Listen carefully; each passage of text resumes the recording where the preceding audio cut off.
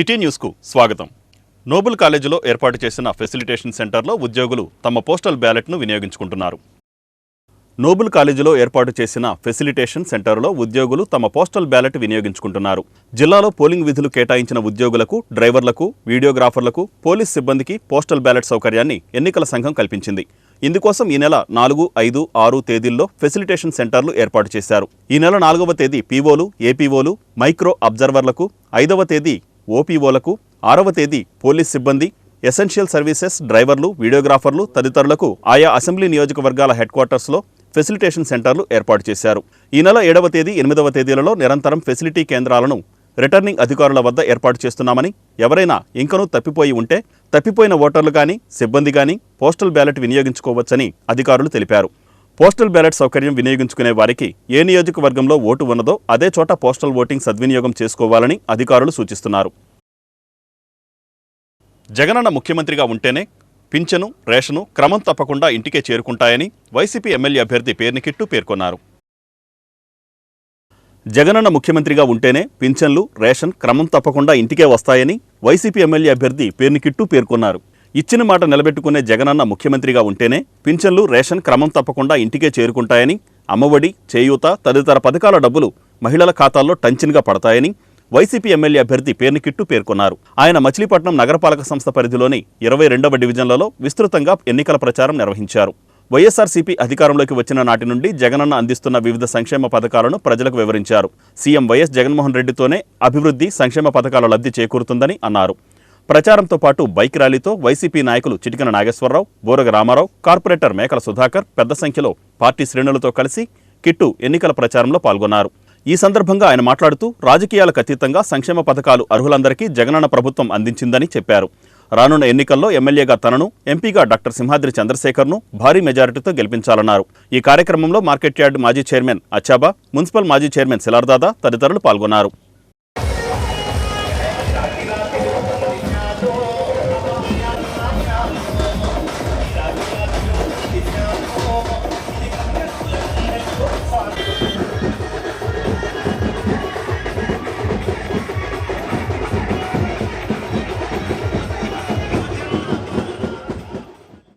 కాంగ్రెస్ పార్టీకి ప్రజల నుంచి మంచి స్పందన లభిస్తోందని పెడన నియోజకవర్గ అభ్యర్థి సొంటి నాగరాజు పేర్కొన్నారు.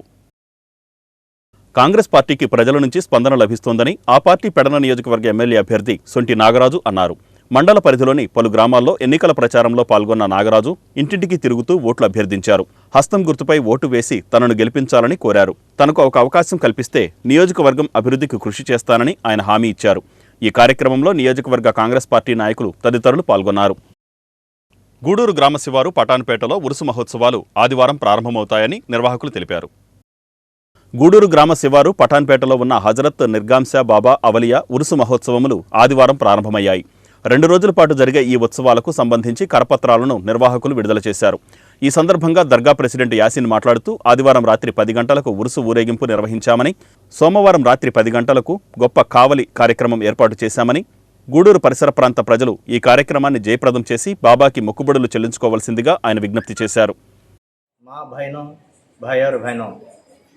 గూడూరు మండలం పటాన్పేటలో విచ్చేసి ఉన్న హజరత్ నిర్గన్షాలి బాబా గారి ఉరుసు మహోత్సవాలు ఈ నెల 5/5/2024 ఆదివారం అనగా సాయంత్రం ఉరుసు ఊరేగింపు, 6/5/2024 అనగా సోమవారం సాయంత్రం గొప్ప కాంపిటీషన్ కవాళీ ప్రోగ్రాం.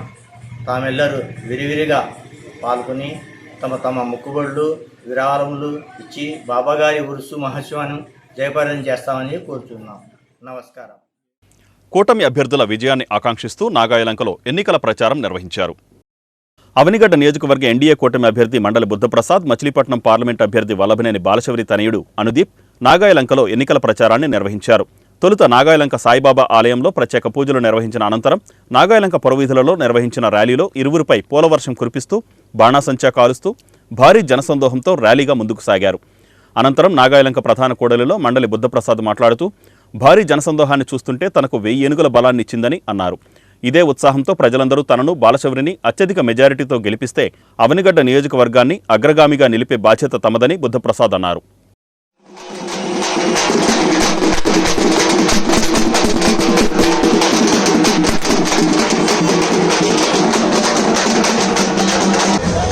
ఇకపోతే 3,000 రూపాయలు నిరుద్యోగ వృత్తి అన్నీ మీ ఇంటికే, అన్నీ మీ ఖాతాలకే వచ్చి ఇస్తారు కూటమి ప్రభుత్వం. ఆడవారికి పనికిరాని ముందు మొత్తం 200 కూడా అది కూడా సాగుబాటు పనికొస్తలేదు. చంద్రబాబు నాయుడు గారు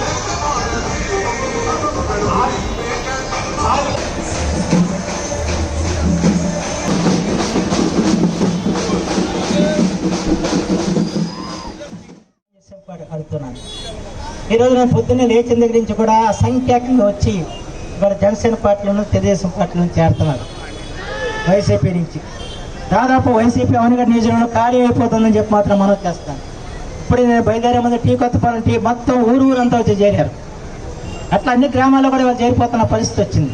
ఎందుకు వచ్చిందంటే వీళ్ళందరూ కూడా ఆ రోజున ఏదో చేస్తాడు జగన్మోహన్ రెడ్డి అని చెప్పి వాళ్ళని బలపరచడం, 5 సంవత్సరాలుగా ఈ దుర్మార్గ పాలన చూసిన తర్వాత మళ్ళీ ఏ మొహం పెట్టుకుని మనం ఫ్యాన్ గుర్తుకు ఓటు వేయాలని చెప్పి అడగటానికి మనకి హక్కు ఎక్కడ ఉందని చెప్పి వాళ్ళు భావించి ఆ పార్టీని విడిచిపెట్టడమే మనం చేయగల ఉత్తమ ధర్మం అని చెప్పి భావించి వాళ్ళు ఇవాళ వైసీపీ పార్టీని వదిలిపెట్టి ఇవాళ జనసేనకు కానీ టీడీపీకి కానీ వస్తున్నారు. ఇక మిగిలింది ఎవరంటే దోపిడీదారులు మాత్రమే మిగిలేది మాత్రం గుర్తుంచుకోండి. ఈ అవినీతికి ఎవరైతే ఇక్కడ మీ అందరికీ తెలుసు, పవన్ కళ్యాణ్, పవర్ స్టార్ పవన్ కళ్యాణ్ గారు అండ్ చంద్రబాబు నాయుడు గారు కలిసి కూటమికి వచ్చి మన అభ్యర్థులుగా మండలి బుద్ధప్రసాద్ గారిని అలానే వల్లభనేని బాలశౌరి గారిని గ్లాసు గుర్తు మీద నించోబెట్టడం జరుగుతుంది. మీ అందరి ఆశీస్సులతో వాళ్ళిద్దరిని గెలిపించాలని కోరుకుంటున్నాను. అలానే ఈ రోజు మన ఆంధ్రప్రదేశ్ పరిస్థితి ఎలా ఉందో మీ అందరికీ తెలుసు. మనకి దారులు ఉంటాయి కానీ రోడ్లు ఉండవు, మనకి ఖాళీ స్థలాలు ఉంటాయి కానీ పెట్టుబడులు లేవు, కంపెనీలు రావు. మనకి ఉద్యోగాలు చేసిన వేల లక్ష మంది ఉన్నారు కానీ ఒక్క ఉద్యోగాలు రావు, యువకతి ఉద్యోగాలు లేవు. మరి వీళ్ళు ఏం చేస్తున్నారంటే మేము బటన్ నొక్కుతా అంటారు. వీళ్ళు బటన్ నొక్కితే మనకి ఉద్యోగాలు వస్తున్నాయా? వీళ్ళు బటన్ నొక్కితే మనకి రోడ్లు వస్తున్నాయా? వీళ్ళు బటన్ నొక్కితే మనకి అభివృద్ధి జరుగుతుందా? మరి ఏం చేస్తున్నారు వీళ్ళు బటన్ నొక్కితే అమ్మఒడి సరిగ్గా రాదు, ఇవన్నీ ఎక్కడి నుంచి వస్తాయి? కూటమితోనే అభివృద్ధి సాధ్యమని సినీ నటుడు వడ్డీ మహేష్ అన్నారు. కూటమితోనే రాష్ట్రంలో అభివృద్ధి సాధ్యమని సినీ నటుడు వడ్డీ మహేష్ అన్నారు. జనసేన శ్రేణులు కోనేరు సెంటర్లో ఏర్పాటు చేసిన టీవేంద్రాన్ని ఆయన సందర్శించారు. మార్పుతోనే అభివృద్ధి జరుగుతుందని, జగన్మోహన్ రెడ్డి ప్రజలను ఏమార్చుతున్నారని ఆయన పేర్కొన్నారు. కూటమి అభ్యర్థుల విజయాన్ని ఆకాంక్షిస్తూ జనసేన పార్టీ తరపున రాష్ట్ర వ్యాప్తంగా ప్రచారం నిర్వహిస్తున్నట్లు ఆయన తెలిపారు. విజన్ ఉన్న నాయకుడు చంద్రబాబు నాయుడని, ప్రజా సమస్యలపై అవగాహన ఉన్న పవన్ కళ్యాణ్ల సారథ్యంలో బీజేపీతో కూడిన ఎన్డీఏ కూటమి వల్ల రాష్ట్రానికి మేలు జరుగుతుందన్నారు. ఈ ఆంధ్ర రాష్ట్ర అభివృద్ధి కోసం తన సర్వ సౌఖ్యాలు త్యాగం చేసి పరిశ్రమిస్తున్న జనసేనాని శ్రీ పవన్ కళ్యాణ్ గారికి, జన సైనికులకి, వీర మహిళలకి అందరికీ నా హృదయపూర్వక నమస్కారాలు. మార్పు లేనిదే అభివృద్ధి లేదు. అభివృద్ధిని కాంక్షించలేని వాడు మారలేడు, ఏ మార్చగలడు? మన జగన్మోహన్ రెడ్డి గారు చేస్తుంది అదే. మార్పు చెందనివాడు ఏ మార్చడానికి ప్రయత్నం చేస్తున్నాడు. తెలుగుదేశం పార్టీ చంద్రబాబు నాయుడు గారు అధికారంలోకి వస్తే మీ సంక్షేమ పథకాలు ఆగిపోతాయని చెప్పి ఒక దుష్ప్రచారాన్ని ఆయన కొనసాగిస్తున్నాడు. అది చాలా అవాస్తవం. నిజానికి జగన్మోహన్ రెడ్డి సీఎం అయితేనే ఈ సంక్షేమ పథకాలను ఆగిపోతాయి. ఎందుకంటే ఇప్పటికిప్పుడు ఎప్పుడు కావాలంటే అప్పుడు అప్పిచ్చే నరేంద్ర మోడీ ఇవాళ ఆయన పక్షాన లేడు, ప్రతిపక్షాన ఉన్నాడు. రేపొద్దున ఇలాంటి సహకారం ఆయన నుంచి సత్యమేరా అందదు. ఎన్డీఏ కూటమి అభ్యర్థులందరినీ మీరు హృదయపూర్వకంగా గెలిపించాలి. మీకు అభివృద్ధి కావాలంటే ఎన్డీఏ అధికారం రావాలి. తెలుగుదేశం, భారతీయ జనతా పార్టీ అండ్ జనసేన ఈ 3 పార్టీల కలయికలతో వస్తున్న ఎన్డీఏ అధికారంలో ఉంటే అటు కేంద్రంలోనూ ఇటు రాష్ట్రంలోనూ మన ప్రభుత్వాలు ఉంటాయి. మీకు అభివృద్ధి కూడా చాలా వేగవంతంగా జరుగుతుంది.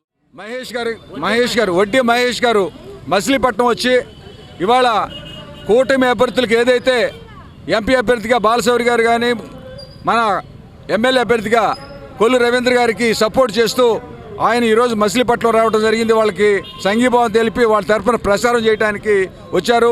మీ అందరికీ తెలుసు, ముఖ్యంగా చెప్పాలంటే అనేక సినిమాల్లో నటిస్తూ మంచి పేరు తెచ్చుకోవటం కాకుండా చాలా ఫేమస్ అయిన సినిమా రంగస్థలం సినిమాలో హీరోకి మామగారు పాత్ర పోషించినటువంటి వ్యక్తి మనందరికీ కూడా తెలుసు. ఈయన నిజంగా అద్భుతమైన నటనతో ఆయన ఆ సినిమాకి వన్ని తెచ్చారు ఆయన. అలాంటిది ఈరోజు మొదటిసారిగా మచిలీపట్నం వచ్చి ఇవాళ బాలశౌరి గారికి కొల్లు రవీంద్ర గారికి సపోర్ట్ చేయడానికి, ప్రమోట్ చేయడానికి, ఆయన వంతు కృషి చేయడానికి ఏదైతే డెవలప్మెంట్ కావాలని మచిలీపట్నం కోరుకుంటున్నామో ఇవాళ బాలశౌరి గారు ఏ రకంగా అయితే నిధులు తీసుకొచ్చి పోర్టు విషయంలో, మెడికల్ కాలేజ్ విషయంలో కానీ, గుడివాడ ఫ్లైఓవర్ కానీ ఇలాంటివన్నీ కూడా చేసిన కార్యక్రమాలని కూడా ఆయన చెప్తారు మీకు. ఆయనకి ఈరోజు మన మచిలీపట్నంలో సోదరులు చేసినటువంటి ఏదైతే టీ క్యాంపెయిన్ ద్వారా టీ కేంద్రం అనేది 47వ డివిజన్ జనసేన పార్టీ ఇన్ఛార్జి మహమ్మద్ షాహీనా ఆళ్ల మాధవ ఆధ్వర్యంలో ఇంటింటికి టీడీపీ జనసేన కార్యక్రమాన్ని నిర్వహించారు. 47వ డివిజన్ జనసేన పార్టీ ఇన్ఛార్జి మహమ్మద్ షాహీనా ఆళ్ల మాధవ ఆధ్వర్యంలో ఇంటింటికి జనసేన టీడీపీ కార్యక్రమాన్ని నిర్వహించారు. ఈ కార్యక్రమంలో జనసేన పార్టీ నగరాధ్యక్షుడు గడ్డం రాజు, వైస్ ప్రెసిడెంట్ మహమ్మద్ సమీర్ పాల్గొన్నారు. ఈ సందర్భంగా గడ్డం రాజు మాట్లాడుతూ మే 13న జరుగు ఎన్నికలలో కూటమి పార్లమెంట్ అభ్యర్థి వల్లభనేని బాలశౌరి, మచిలీపట్నం అసెంబ్లీ అభ్యర్థి కొల్లు రవీంద్రలను గెలిపించాలని కోరారు. పార్లమెంట్ అభివృద్ధికి, మచిలీపట్నం అభివృద్ధికి సహకరించాలని ఓటర్లను కోరారు. అలాగే ఓటర్లు తమ ఓటుని ఏ పోలింగ్ స్టేషన్లో ఉందో ముందుగానే తెలుసుకొని తమ ఓటు ఉన్న పోలింగ్ స్టేషన్కు వెళ్లి ఓటు నమోదు చేసుకోవాలని కోరారు. ఈ కార్యక్రమంలో జనసేన టీడీపీ శ్రేణులు, కార్యకర్తలు తదితరులు పాల్గొన్నారు. నగరపాలక సంస్థ పరిధిలోని 47వ డివిజన్లో ఇంటింటికి తెలుగుదేశం జనసేన కార్యక్రమాన్ని ఇక్కడ డివిజన్ ఇన్ఛార్జీలు అయినటువంటి మహమ్మద్ షాహీనా గారు, ఆళ్ల మాధవ గారి ఆధ్వర్యంలో ఇక్కడ నిర్వహించడం జరిగింది. ప్రతి ఇంటికి కూడా తిరుగుతూ ఓట్లను అభ్యర్థిస్తున్నాం. మంచి స్పందన అయితే ఉంది. ఈ రాష్ట్రంలో ఈ సైకో పాలన పోవాలి, బందరు అభివృద్ధి జరగాలి అంటే ఉమ్మడి ప్రభుత్వాన్ని ఆశీర్వదించాలని చెప్పి ప్రజలే వారి యొక్క మనోభావాన్ని తెలియపరుస్తున్నారు. ముఖ్యంగా ఓటర్లందరికీ కూడా తెలియజేసేది ఒకటే, రానున్నటువంటి మే 13 సోమవారం జరగనున్నటువంటి ఎన్నికల సంగ్రామంలో ప్రతి ఓటర్కి కూడా 2 ఓట్లు ఉంటాయి.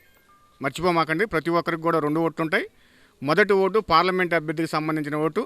మరి మచిలీపట్నం పార్లమెంట్ అభ్యర్థిగా వల్లభనేని బాలశౌరి గారు గాజు గ్లాసు గుర్తుపై పోటీ చేస్తున్నారు. వారి ఎన్నికల గుర్తు గాజు గ్లాసు. వరుస సంఖ్యలో 6 ఉంటుంది. 6 పక్కనే గాజు గ్లాసు ఉంటుంది. మొదటి ఓటును గాజు గ్లాసు వేయమని చెప్పి, అలాగే రెండో ఓటు అసెంబ్లీ అభ్యర్థిగా కొల్లు రవీంద్ర గారు పోటీ చేస్తున్నారు. రెండో ఓటు వరుస సంఖ్యలో 2లో ఉంటుంది, సైకిల్ గుర్తు. రవీంద్ర గారికి కూడా సైకిల్ గుర్తుపై ఓటు వేసి మచిలీపట్నం పార్లమెంట్ అభివృద్ధికి, బందరు అభివృద్ధికి కూడా సహకరించాలని చెప్పి ఓటర్లందరికీ కూడా తెలియజేసుకుంటున్నాం. మరి ఈ సందర్భంగా మీ అందరికీ తెలియజేసేది, ఈరోజు 47 డివిజన్కి నేను మాధవ్ గారు ఇద్దరం కలిసి కార్యక్రమం పెట్టామండి. 47 డివిజన్ నుంచి మంచి స్పందన, మేము ఇప్పటివరకు తిరిగిన కాడ నుంచి మంచి స్పందన ఉందండి. అందరూ చాలా యాక్టివ్గా ఉన్నారు. అందుకని చెప్పేసి మొదటి ఓటు ఏమో బాలశౌరి గారికి, రెండో ఓటు ఏమండి కొల్లు రవీంద్ర గారికి. మొదటి ఓటు బాలశౌరి గారికి 6వ నెంబర్లో ఉందండి. గాజు గ్లాసుకి ఓటు వేసి గెలిపించాలని కోరుతున్నామండి. సెకండ్ ఓటు కొల్లు రవీంద్ర గారిదండి, అతని నెంబరు 2వ నెంబర్ అండి. అందుకనే ప్రతి మనిషికి 2 ఓట్లు ఉంటాయండి. ఫస్ట్ ఓటు ఏమో 6వ నెంబర్ అండి బాలశౌరి గారికి, సెకండ్ నెంబర్ అండి కొల్లు రవీంద్ర గారికి. ఈ 2 ఓట్లు వేసి మీరు దయచేసి గెలిపించి అందరూ కలిసి కొంచెం అఖండ విజయంగా పోరాడిచ్చేసి గెలిపించి మాకు, మా రాష్ట్రానికి మన అందరు కలిసి గెలిపిస్తే ప్రతి ఇది పూర్తి చేస్తారని, పోటీ విషయంలో అయినా దేని గురించి అయినా మీకు మంచి స్పందన ఉంటుందని మేము అందరం కలిసి పోరాడుతున్నామండి. అందుకని మా కష్టానికి మీరు ఇది చేసి మీరు కూడా కొంచెం సుఖపడేటట్టు. మరి ఈరోజు 47 డివిజన్లో తెలుగుదేశం, జనసేన, బీజేపీ ఉమ్మడి అభ్యర్థులైనటువంటి వల్లభనేని బాలశౌరి గారిది 6వ నెంబర్ గ్లాసు మీద, అలాగనే కొల్లు రవీంద్ర గారు 2వ నెంబరు సైకిల్ మీద తప్పకుండా ఈ 2 ఓట్లు కూడా అభ్యర్థించి ఓట్లను గడప గడపకి తిరుగుతూ గ్లాసు మీద, సైకిల్ మీద ఓటు వేసి అఖండ విజయాన్ని ఆకాంక్షిస్తూ ప్రతి గడప గడపకు తిరుగుతున్నామండి. ప్రజల్లో మంచి స్పందన ఉందండి. ఈ యొక్క అరాచక పాలనకి దగ్గరలో ఉందండి. తప్పకుండా తెలుగుదేశం, జనసేన, బీజేపీ పొత్తు. మచిలీపట్నంలో ఏర్పాటు చేసిన ఫెసిలిటేషన్ సెంటర్ వద్ద ఉద్యోగులు ఆందోళన చేపట్టారు. మచిలీపట్నంలో ఏర్పాటు చేసిన ఫెసిలిటేషన్ సెంటర్ వద్ద ఉద్యోగులు ఆందోళన చేపట్టారు. చిలకలపూడి పాండురంగ హైస్కూల్ వద్ద ఏర్పాటు చేసిన ఫెసిలిటేషన్ సెంటర్ వద్ద ఓటు వేసేందుకు వచ్చిన అంతర్జిల్లా ప్రభుత్వ ఉద్యోగులు ఆందోళనకు దిగారు. ఎటువంటి సమాచారం లేకుండా పోస్టల్ బ్యాలెట్ వినియోగించుకునే తేదీని 6వ తేదీకి మార్చడంతో ఉద్యోగులంతా ఆందోళనకు దిగారు. 4వ తేదీన పోస్టల్ బ్యాలెట్ వినియోగించుకోవాలని తమకు ఆర్డర్ కాపీ ఇచ్చి ఇప్పుడు తేదీ మారిస్తే ఎలా అని ప్రశ్నించారు. అయితే అంతర్జిల్లా ప్రభుత్వ ఉద్యోగులు పోస్టల్ బ్యాలెట్ను 6వ తేదీన చిలకలపూడి పాండురంగ మున్సిపల్ స్కూల్లో వినియోగించుకోవాలని జిల్లా కలెక్టర్ డీకే బాలాజీ ఇటీవల ప్రకటించిన విషయం సదరు ఆందోళనకు దిగిన ఉద్యోగులకు తెలియకపోవడం విశేషం. మీరు ఎక్కడెక్కడ వచ్చి రండి పోండి అంటే చిన్నపిల్లలు మేము గుడివాడ నుంచి వచ్చామండి. గుడివాళ్ళేరు మండలం గుడివాడ. నేను ఏలూరు జిల్లా అండి. నాది ఏలూరు జిల్లా నూజివీడు. వేరే జిల్లా వాళ్ళకి ఇక్కడ పెట్టారు. వచ్చిన తర్వాత ఇక్కడ కాదన్నారు అనుకోండి అంటే మేము ఓటు వేయడానికి ఎందుకు ఇట్లా ఎంప్లాయీస్ని ఇలా ఇబ్బంది పెడితే ఏమొస్తుంది? లేకపోతే ఒకటే కన్ఫర్మ్ కరెక్ట్ డేట్ ఇవ్వాలి. 4 ఒకసారి 6 ఒకసారి ఇక్కడికి వచ్చాక 6వ తారీఖు అంటే ఏపీ వాళ్ళకి మిగిలిన వాళ్ళకి ఒక్కొక్కరికి ఓపీ వాళ్ళకి 5 అట్లా ఇచ్చారు కదా. ఎక్కడి నుంచి వచ్చారమ్మా? కూటమి అభ్యర్థులను గెలిపిద్దాం, రాష్ట్రాన్ని కాపాడుకుందాం అని తెలగ, బలిజ, కాపు, జేఏసీ దక్షిణ భారతదేశ కన్వీనర్ దాసరి రాము పిలుపునిచ్చారు. కూటమి అభ్యర్థులను గెలిపిద్దాం, రాష్ట్రాన్ని కాపాడుకుందాం అంటూ తెలగ, బలిజ, కాపు, జేఏసీ దక్షిణ భారత కన్వీనర్ దాసరి రాము అన్నారు.